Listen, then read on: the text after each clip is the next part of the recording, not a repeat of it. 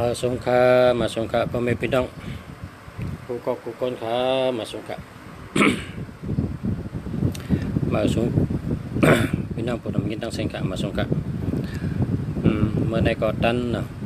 ก็ออกมาพี่น้องโทรมาว่าหลายวันน้ำหันกลางคำก็เปิดด้วยก็หัน หึงออกมาด้วยหมายพงเนี่ยถามมาได้ก็นะมาเดี๋ยวในก็ตันพอตันก็ออกมาลัดต่อกันค่ะเนาะมาด้วยปันหมายพงกัน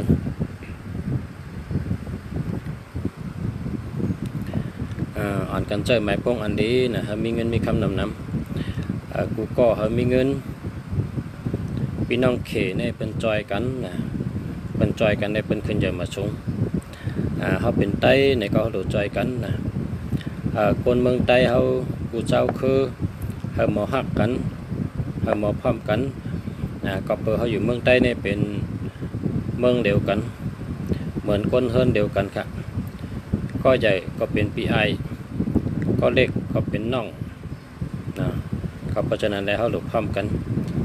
หักกันนะครับเขาหลุดหักกันพร้อมกันค่ะเนาะ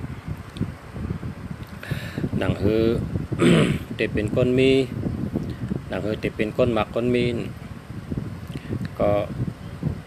เพราะว่าเจอหมายพงอันดีเนี่ยก็เด็กมีเงินนำนั่นกันเนาะเพราะว่ามันดีเนี่ยก็อย่าไปเจอครับเลิกเจออันดีกันเนาะ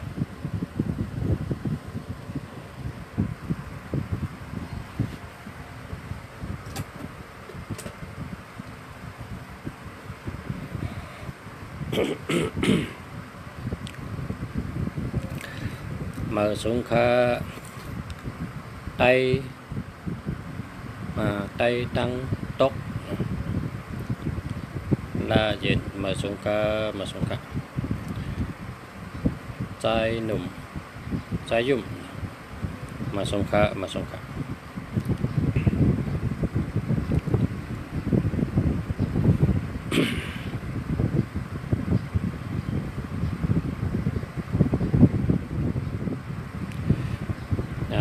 เพราะว่าพอเราแค่ถามลองหมายพงดีมดีนี่ก็ถามมาด้วยเลยครับเพราะว่าดีนี่ก็ใจก่อนที่ครับเพราะวางดีนี่ได้อย่าไปแลกป้องดีก็อย่าไปแลกเพราะว่ามันดีนี่ก็แลกให้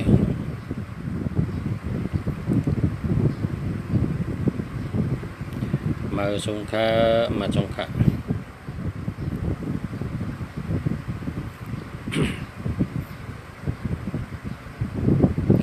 เพราะว่าหมายพงเขาในอันตัวมีเงินฮะเนาะตัวมีเงินใน155114411661นะ1991ก็เป็น2ในก็2442นะมีเงินนะตั้งหักดีเงินดี2442 2552 2662 2882นะ2992นะเป็นตัวมีเงินเพราะว่าตัว3นี่ก็3553 3663 3223 3993มาจะเนี่ยมันดีค่ะก็เป็นตัว4ก็4114 4224 4554 4664 4774 4994นะก็เป็นตัว5ก็5115 5225 5335 5445 5665 5995เป็นตัวดีครับอันนี้0654357733 อันนี้73ในเต็มดี73ในยากาผ่ารถผ่าเนาะตั้งไม่น้ำตั้งสุกใจน้ำลองทุกข้านำคือ73เนี่ยเหตุการณ์ก็เปิดพักเหตุการณ์ก็เปิดเอ็ดรู้นะเปิดพักเข้าเปิดเอ็ดรู้เข้าค่ะ73เนี่ยเนาะอันนี้0868812411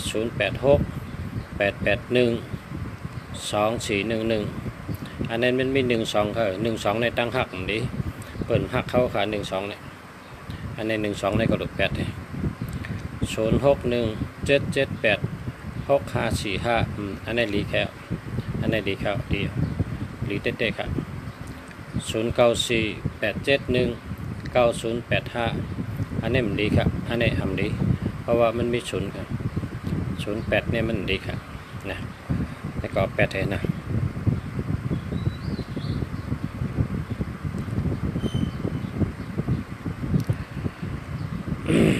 มาไกลลัดถึงตัว5เนาะ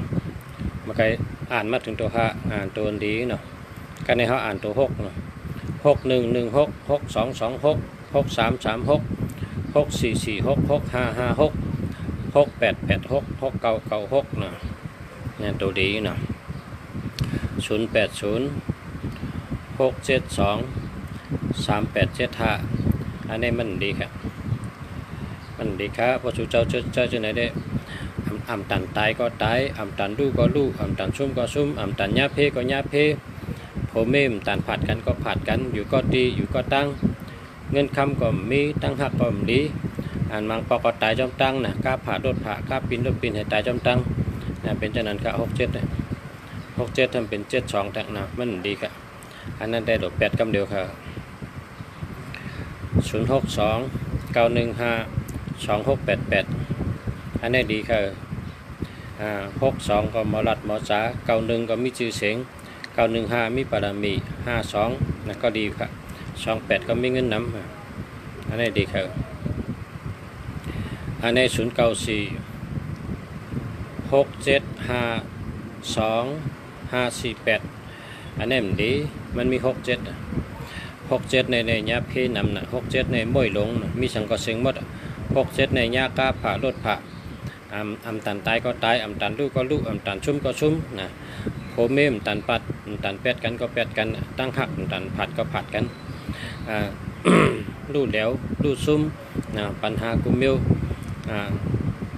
กลนปังลูกแล้วนะ67เนี่ยนะกลนปังลูกแล้ว67พอมี67ในลูกแล้วไง67ในลูกแล้วไงนะเป็นว่ามันเป็นมวยลงค่ะมวยลง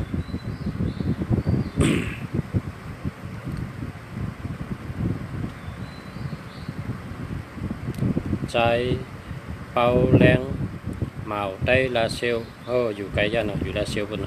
082 4911 562อันนี้ดีค่ะ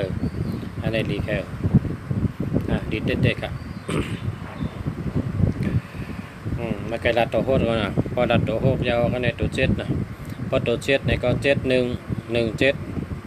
7447 7887 7997ประตู7นะ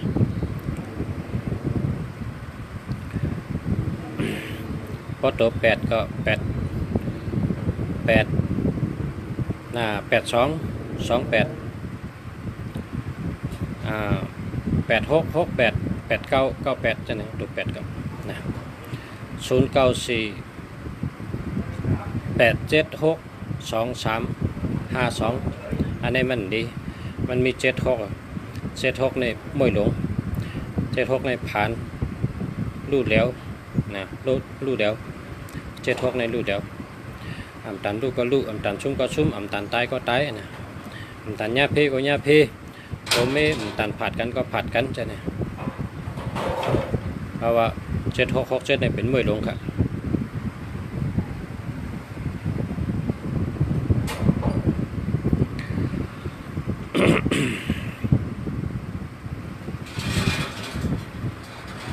ตัว8เจ้าก็ตัวเก่าเนาะ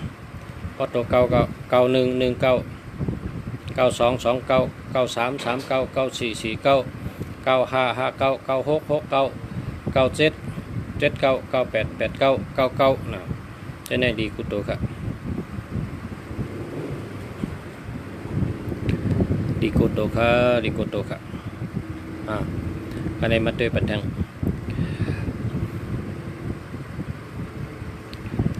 หักมีวันลืมนะหักมีวันเสริม082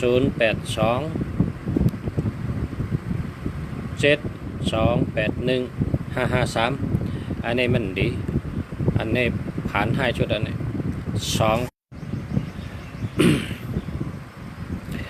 เอาค่ะยินชมค่ะยินชมค่ะยินดีค่ะพอหมายพงในพอมี7667ในแต่เอา8เห็นนะอย่าไปใจ6776ในมันดีมันได้เฮ็ดให้มีเพน้ำลองดูแล้วมีน้ำนะอำตันเป็นก็เป็นอำตันตายก็ตายนั่นมันไปถึงขิงตายก็ตายนะมันตันดูก็รู้อำตันชุ่มก็ชุ่มอำตันเดวก็เดวจะใน67เนี่ย67ในมันดีค่ะอย่าไปใจละ67เนี่ยนะ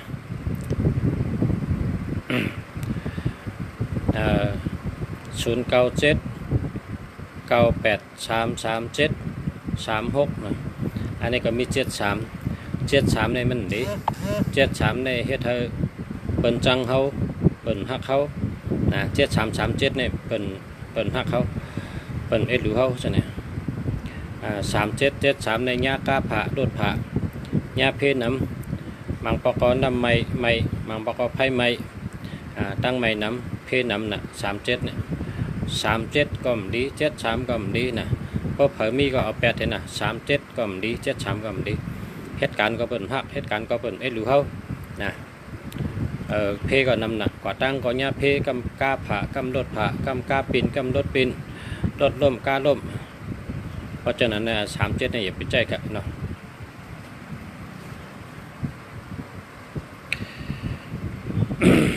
อันนี้มี37ค่ะเนาะลักไขลักจริงเนาะเบอร์โทรมี37นั่นดีค่ะการใน061นะ061 8050 884อันนี้มันดีอีกฮะ18เนี่ยญา8ญาแดนนะ18นี่นะ80ก็เป็นยอการในตอกเป็นยอการในตอกในใส่นะ50ก็ดี84ก็เป็นห้องเขาเจ็บนะเป็นต้องเจ็บเป็นใช้เจ็บนะ097 990 7181อันนี้ก็มันดีค่ะมันมี81ค่ะ81ในญา8ญาแดนพอมี07ทำเป็นยอกะก้นขึ้นครึ่งก้นขึ้นเน็ดหนานะพอมี07ในยอกะนำนะก็ใน608อันนี้ก็มันดีค่ะเนาะ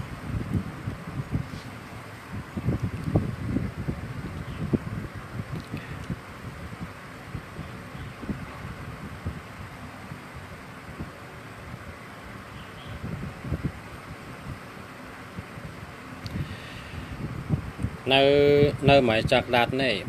หมายพงใน1221เนี่ยเปิ่นหักนะตั้งหักมันดีเปิ่นจังเขา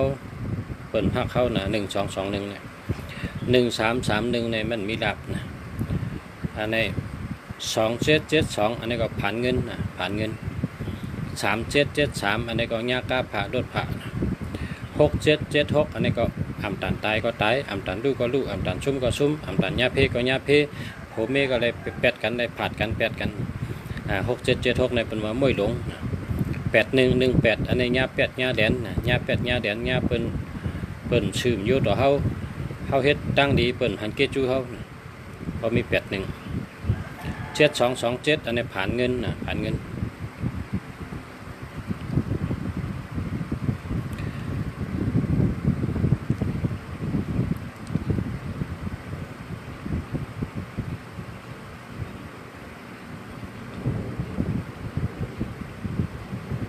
0993842772อันนี้มันดีค่ะ84ก็มันมีเงินนะ27ก็มันมีเงินเอา8เห็นนะ06ค่ะ758 787787นี่ก็ใจเลยนะรีบครับ081 473 7828อันนี้มันดีมันมี37มันมี3773ในมันดีครับ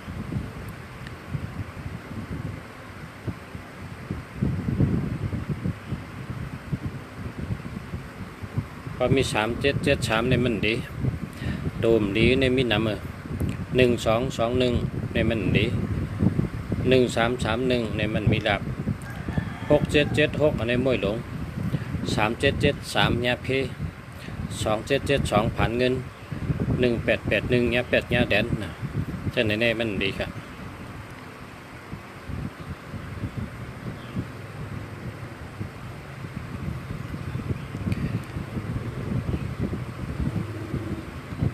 เพราะว่าพอมีพี่น้องเขาได้หมายพงอันดีมันนะมาเอาดีลุงเสียเนี่ยลุงเสียเมืองดีอยู่ที่เชียงใหม่ครับนะพอมาก็มาวันจันทร์วันอังคารวันพุธวันพฤหัสวันศุกร์กันนั่นนะเพราะเป็นวันเสาร์วันอาทิตย์ในลุงเสียมอยู่เฮิรนนะลุงเสียได้ก่อคงเห็นวันอาทิตย์วันเสาร์ก็เพราะฉะนั้นในพระสุเจ้ามาเอาหมายพงมาเอาหมายพงอันดีเนี่ยก็มาเอาวันจันทร์วันอังคารวันพุธวันพฤหัสวันศุกร์จะเนี่ยนะในกูวันมาวันจันทร์มาวันอังคารนะมาวันพุธมาวันพฤหัสมาวันศุกร์นะในกูวันเพราะว่าเคยตัวให้แมนจำวันเผยวันมันในก็ติดตัวเป็นนะหมายพงนะตัวให้แมนจำวันเกิดเจ้าเก่าในก็ได้นะบางก็เกี่ยวตัวข้าได้เอาให้เป็นวันทอกเธอลุงเสียให้เป็นวันทอกเผยวันทอกมันก็ได้นะเพราะว่าหมายพงในก็เป็นตาเผยตามันแมนเผยแมนมันแล้วก็อาจูงนั่นมันติดปันข้าวตังจอมหนังจู่ก้นเท่านั่นจู่ก้นเท่าก็จู่ตะนั่งหน่วย6 ปีวันอาทิตย์6 ปีวันจันทร์15วันอังคาร8 ปีวันพุธ17วันเสาร์10 ปีวันพฤหัส19วันศุกร์21นะวันเสาร์10 ปีวันศุกร์21วันราหู12มันติดก่อจอมจู่ก้นเพราะว่าหมายพงเนี่ยมันเป็นตอนไปเพราะว่าเขาเด่นนับให้แมนจำปีเกิดวันเกิดเท่าในก็เขาก็นับปันด้วยปันเฮก็จัดปันได้อยู่เชิญใครหมายพงอันดีๆก็มาเอาที่ดุงฉะเนี่ยนะอันในนักไขนักจริง0895555716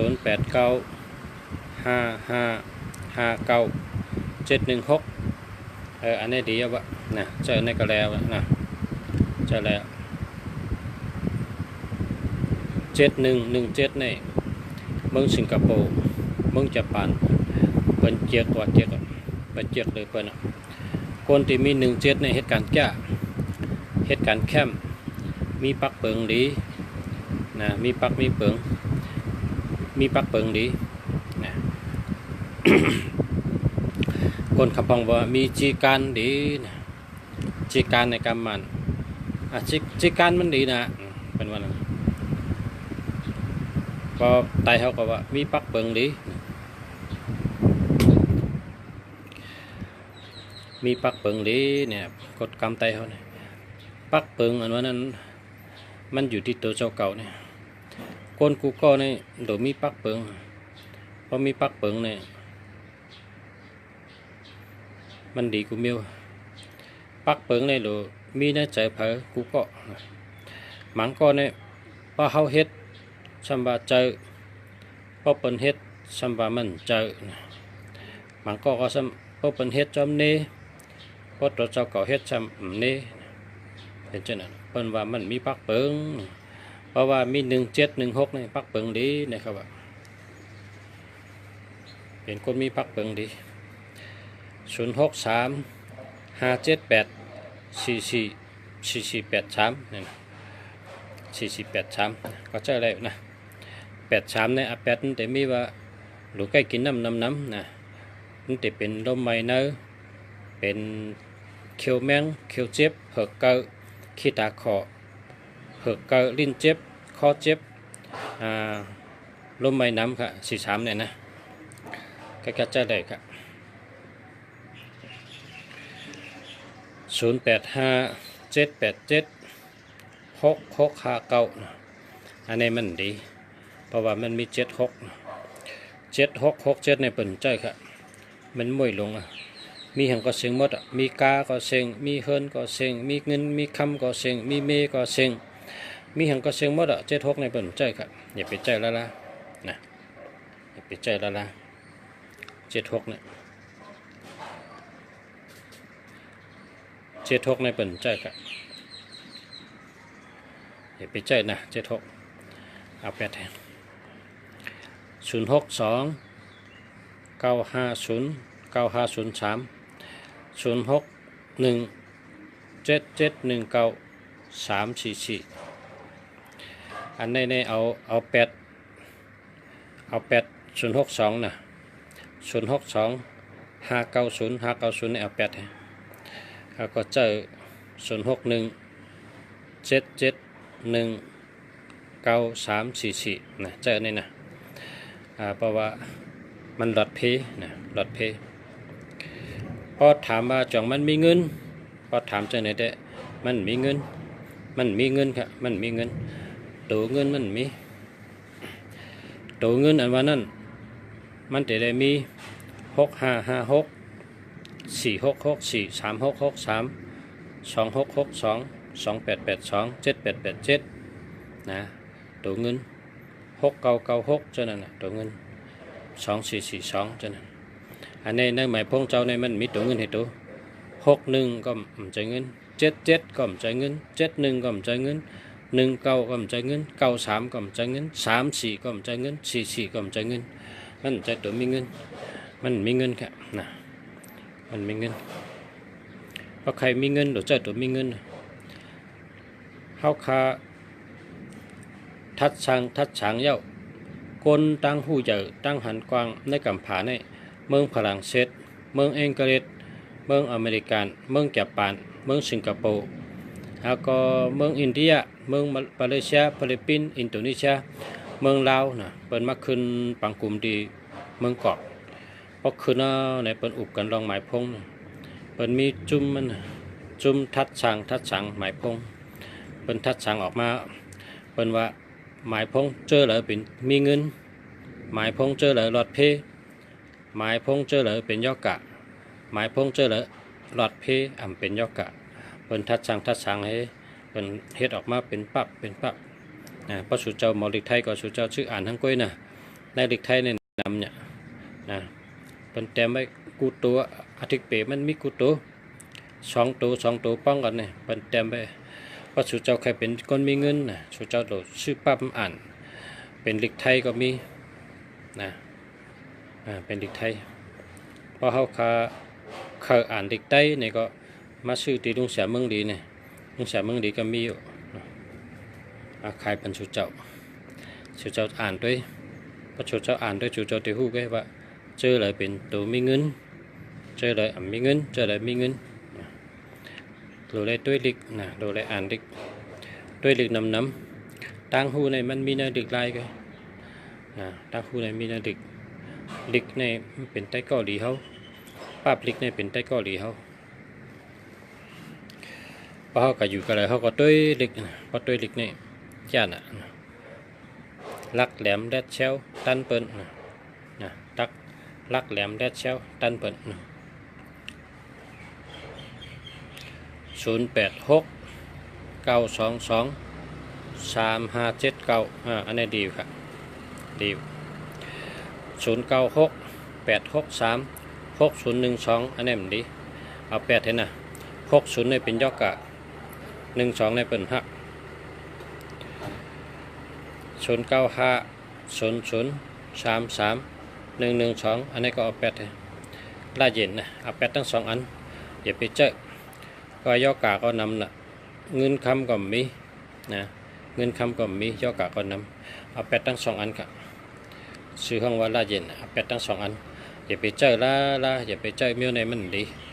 นะ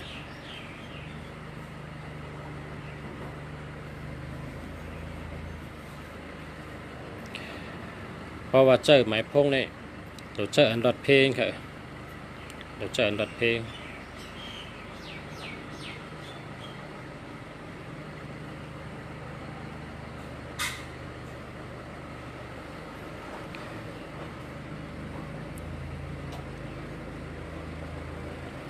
094 964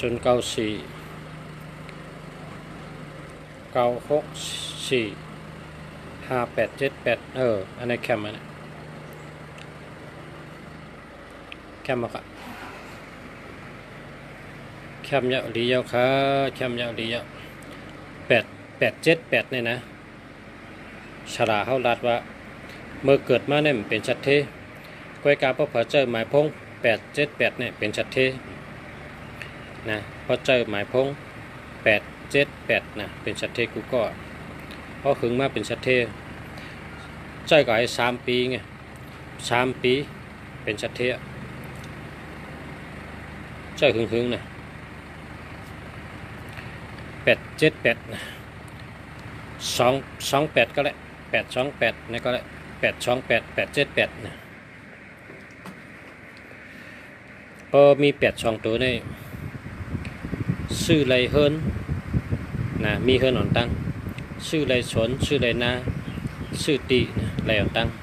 เพราะพอเคยเป็นชัดเทก็สู่เจ้าก็กาชื่อต่างตีก็ไรมาชื่อตีลุงเสียก็ไรโดยไรมี82ตัวนะพอมี82ตัวนี่แกเป็นชัดเทเพราะว่า8ในมันเป็นลิ้นเมืองนั่น8ให้เป็นลิ้นเมืองตัวได้ที่82ตัวมีตีไรก็ได้ในหมายพงสุเจ้านั้นเขามี82ตัวเพราะมี82ตัวในเป็นชัดเทอ่อนตั้งเหตุการณ์ก็เฮ้ไปการมีเงินนำ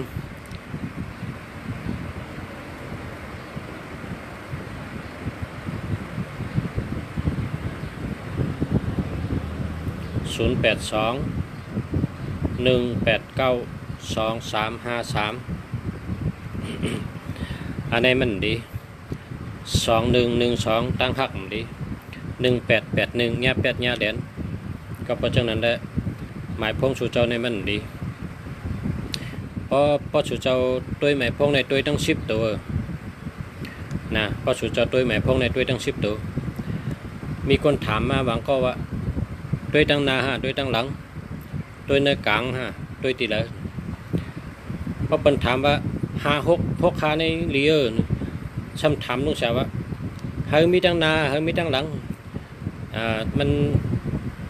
มันเป็นความถามที่ผิดมันโดดถามแล้วลุงสาวรัดให้สู่เจ้าเนื้อ10ตัวในให้ดีกูโตเนื้อ10ตัวในให้ดีกูโตให้ดีทั้งหมดนั่นแหละนะให้ดีกูโตให้แจนกันกว่าหมายพงก็เหมือนจังเฮอลำหนึ่งอันกว่าเนื้อน้ำนั่นเฮออันกว่าเนื้อน้ำในดีทั้งหมดพอมีคู่โคกว่าก็อะไรน้ำเข้าเฮงลมสมก็เพราะฉะนั้นหมายพงในเฮงดีทั้ง10ตัวนะดี10ตัวเฮงดีทั้งหน้าทั้งหลังหน้ากลางก็เฮงดีทั้ง10ตัวนั่นแหละนับแต่ละมี10ตัวหมายพงเมืองไทยเขาหมายพงเมืองไทยเขาแล้วก็หมายพงเมืองไทยนะ2เมืองในเหมือนกันดีๆก็หมายพงเมืองลาวได้มี11ตัวเมืองลาวได้นะพอเมืองอินโดนีเซียก็เหมือนเมืองฟิลิปปินส์ก็เหมือนนะเขาลงฉาในไรตัวหมายพงcủaเมืองตัวในคำพังขอดแต้มมามีน้ำจ้ะลงฉาถามว่าอยู่เมืองอะไรนั่น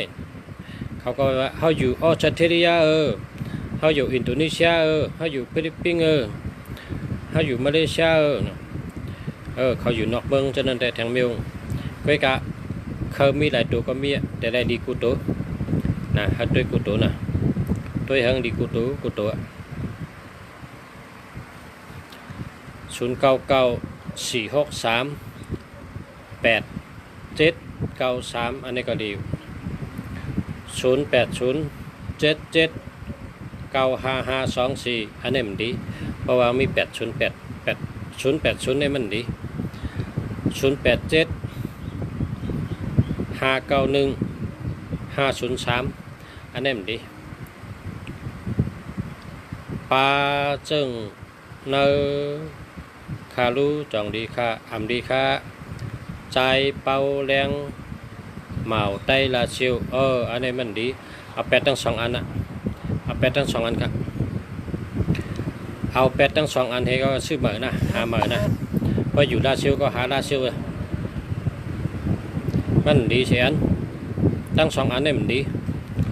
พอเจอจังไหนได้มันทุกข์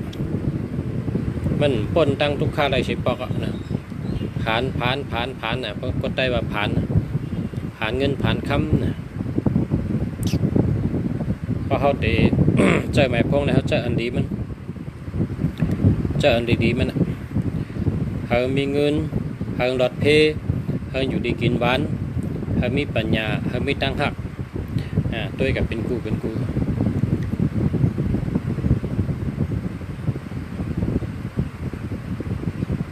หมายพงในก็มันมีมาแต่เมื่อก่อนเมื่อเนาะลุงฉาเขาตั้งสลาเขาในเขาถามกันเขาอุกกันเขาว่าคนตัวหมายพงในเขาเอากระมาเขาก็เอาเนื้อไปต่างกันนะมหาปกแต่งนั่นเอาเนื้อมหาปกแต่งกูปอกนั่นมันมีมาแต่เมื่อเฮียงเปียเมื่อก่อนเมื่อมื่นก็เป็นผู้ว่าตัวการนั้นอันนี้ดีอันนี้มันดีในเป็นผู้อยู่แต่ว่ามันมีคนเอามาลัดเมื่อเดี๋ยวนี้มีคนเอามาลัดว่าพอเจอหมายพงตัวไหนดีตัวไหนมันดีตัวไหนดีตัวไหนมันดีจังไหนก็เพราะฉะนั้นแต่พอไม่พี่น้องเขาเลือกใช้อันดีมันนะเขามีเงินมีคำเขาอยู่ดีกินหวานเขาหลอดเพเขาอาศักเย็นยาว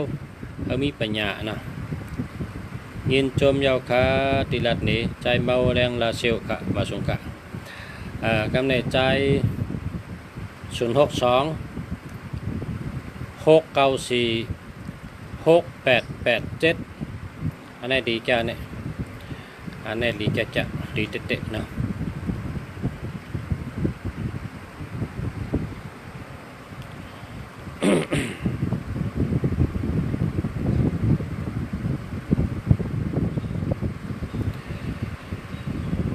ดีใครเอานะพอเจอหมายพงก็เขาเลือกเจออันดีมันคนเขาในโลเอาเจอเสือดูเศร้าเก่าเพราะว่าเขาหมอเจอเสือเนี่ยเผอก็มัดด้วยเขาหรอกนอกจากว่าตีนเขามือเขาเนี่ยขึ้นเป็นขาเขาเขาต้องเจอตีนเขาเหตุการณ์เร่งตัวเร่งใจเขาหลุดเลยเจอเจอไปบนเจ้าเก่าเจนจ้าเฮ็ดจังหือเฮงรวยเฮ็ดจังหือเปลี่ยนสัตย์เทเฮ็ดจังหือมีเงินมีคำเฮ็ดจังหือขึ้นใหญ่มาสูงเนี่ย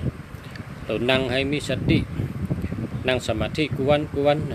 ไหวพระกุวันพอไหวพระก็นั่งสมาธิพอนั่งสมาธิพอมีสมาธิเนี่ยมีสติพอมีสติเอาปัญญาก็มีมามีปัญญาพอมีปัญญาเอาเนี่ยเดี๋ยวปอมันได้ใจว่าเราเฮ็ดไหนข้างบนใดกุมเดียวนะก็เพราะฉะนั้นคนเขาในหลนั่งสมาธิกุวันหรือไหวพระกุวันนั่งสมาธิกุวันปัญญานั่นเดี๋ยวปอมาหันกวย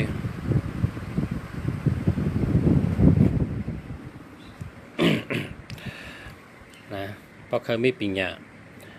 โดนนั่งสมาธิกุวันใบพระยาวนั่งสมาธิเห็นนั้นเนี่ยติปอมาเนื้อเจอเนื้อคอปอมาว่าอันเลยดีอันเดิมดีจังหือได้ดีจังหือมดีเถือกดีเฮ็ดจังหือเมียวเหลือเถือกดีเฮ็ดเมียวเหลืออ่ำเถือกดีเฮ็ดเมียวเหลือกึ่งดีเฮ็ดเมียวเหลืออ่ำกึ่งดีเฮ็ดอันใดดีเฮ็ดอ่อนตั้งอันใดดีเฮ็ดดีหลังอันใดหลุดแนทอันใดอ่ำหลุดแนทว่าเขานั่งสมาธิในเขาเตะวนได้เขาวนได้ก็เพราะฉะนั้นในคนเขาในหลุดนั่งสมาธินั่งกูก็พอนั่งสมาธิ1 วัน 1 อิฐนี่มีสติมีปัญญาคนหลงในอันเป็นเฮ็ดซึกนั่นเป็นนั่งสมาธิกูวันเพราะเขาแต่กระตึกซึกในเขานั่งสมาธินี่นั่งสมาธิ3 วันก็มีคนซึกนี่นั่งเพราะเขานั่งแล้วในเขาจังกระตึกซึกเขาเป๊ะเป็นเดียวเมืองโกริยาเนี่ยมีซึกก้องมันชื่อว่าจูมงมันมากุปอกมันก็เหมือนจังใต้เขาเนี่ยขึ้นได้ตึกเอาขึ้นวันเมือง ป้องแต่กระทึกซึกในหนังสมาธิป้องวนแล้วในสั่งตะเปงมันก็ทึกซึกในเปกุตินั่งสมาธิกำในซึกแก่ป่านเนี่ยมือซึกกำผาปอกสองเนี่ยซึกแก่ป่านให้เขาตึกคำบานคำเมืองกว่าเมือง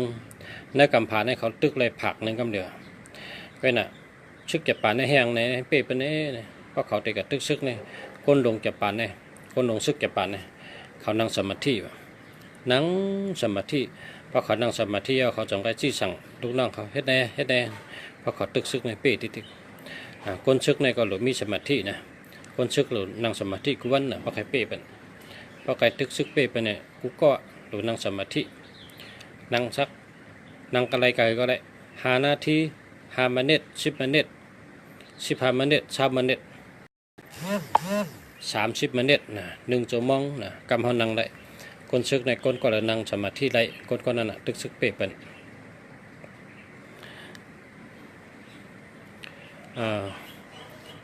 09253609984อันนี้มันมี60มันมี60มันก็แคบมันก็รีวแต่ว่ามันมี60เพราะมี60ในมันปังว่ามียอกะ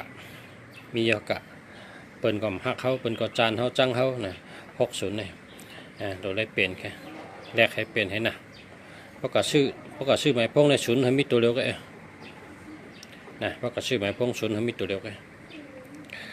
094668475อันนี้ดีแค่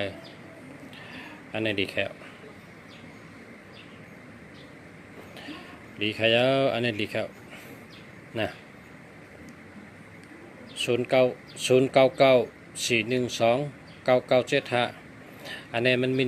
12ป้องมี12ในตั้งหักของดีอยู่ที่ใดก็เป็นจัง12เนี่ยเฮาหันคนกองเจอ12เนี่ยกำเองเกรดของหมอกำเองเกรดของหมอดีของอ่องสูงเหตุการ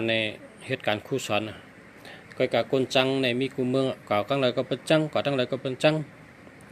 มันก็คัดใจไว้พาราคัดใจให้ตั้งดีแต่ว่าตั้งดีมันก็ไม่จ่อยเพราะว่ามันหมายพงมันดีหมายพงมันมี12เพราะว่าหมายพงมี12เนี่ยนะตื้นขึ้นเยอะเลยตื้นดังเลยมันตื้นแคมสายปอกผ่านต่อจูมันนะตัวเดียวก็ตึกผ่านอาชาของ60ก็ตึกผ่านมันเป็นเช่นนั้นเขาเปิงมี12เจอมาหึงแล้วรัดก็มันถ่อมก็รัดไทยเปลี่ยนก็มันเป็นคนบางก้อนในมันตื้อนะเป็นว่าคนมีวดในรัดถ่อมวดคำไปเปะคำเปะวดเขาเพราะวดคำไปเปะเนี่ยเป็นรัดก็คำถ่อมเพิ่นใจก็คำเฮ็ดเป็นรัดนี้เขาก็คำถ่อมคนมีวดเจอคนวดหวางในพระบรรดาปอกก็เขาต้องเพราะคนวดหนาในรัดใดปอกก็ต้อง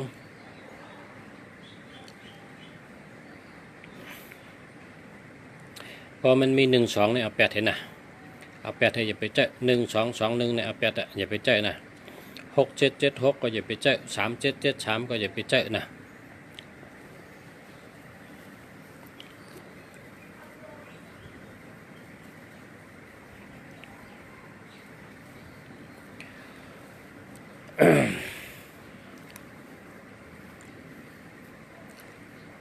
0946411 959อันนี้ดีแกเมาไต้เกียงใหม่เป็นยนต์อันไหนเมาไต้เกียงใหม่อันนี้ดีค่ะแค่มา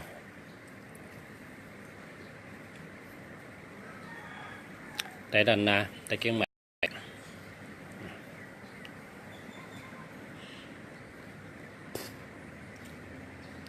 อันไหนดีแค่นะดีแกแคมแกมาสุงคา0631286 303นะอันนี้มันดีครับ31ก็มดี2112ก็มดี630ก็มดีนะเอา8เห็นนะ061902996อันนี้ก็มดีเพราะว่ามันมี902ในมันดี0830941 973อันนี้มันดี30ก็มดี73ก็มดีนะ 0835770607อันนี้มันดีครับมันดีแล้วเอาแปดเลยนะมาสุงค่า0627671879อันนี้มันดีเอาแปดเลยนะเอาแปดเลยครับเลือกใจอันดีมันนะเลือกใจอันมีเงินมันมาซื้อที่ลุงฉาก็ได้ลุงฉาขายกูวันนะลุงฉาเนี่ยขายไม้พงขายปับลิกได้นะอยู่ที่เชียงใหม่นะลุงฉลาเมืองดีนะอยู่เชียงใหม่นะ0978933063มีตั้งศูนย์นำหนักเนาะศูนย์นำหนัก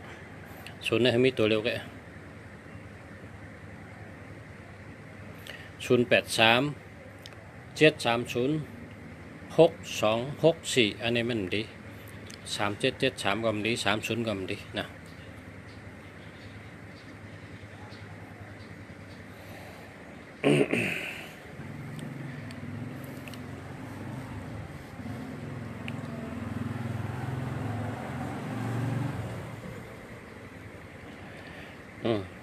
นั่นก็ ก็ได้กันเนาะ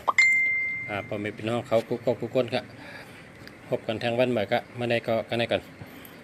เฮาอยู่ได้กินมันกุ๊กก็ค่ะมีเงินมีคำนำก็เลือกใจหมายพงอันดีนะเลือกใจตัวมีเงินนะเลือกใจตัวรถเพเลือกใจตัวมีปัญญานะมีปัญญาเฮรถเพเฮมีเงินเฮในก็แคมนะมันเป็นกู้ช่วยเจ้าเลือกใจเจ้านั้นสองตัวนี่ป้องกันสองตัวนั้นวางก็เพราะเป็น7887เนี่ยมีเงิน2882ก็มีเงิน5665ก็มีเงินอันรถเพลงก็8998ในรถเพลงนะ899998ก็รถเพลง994499จะไหน599995จะไหนรถเพลงอันรถเพลงครับก็ในอันที่มีปัญญาก็14411551 154145145 14991จะในมีปัญญานะ145